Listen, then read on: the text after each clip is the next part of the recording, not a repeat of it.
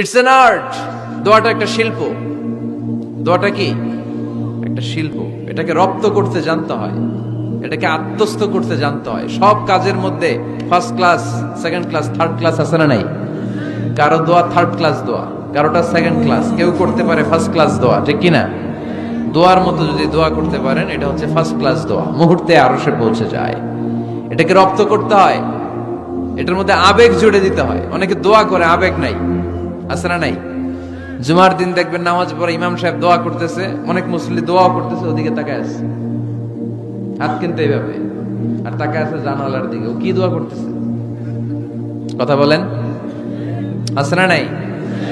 এই জন্য দোয়াটা করবেন কায় মনোবাক্যে, খুব আন্তরিকতা দিয়ে, হৃদয় থেকে। আপনার চোখের পানি যেন ঝরে।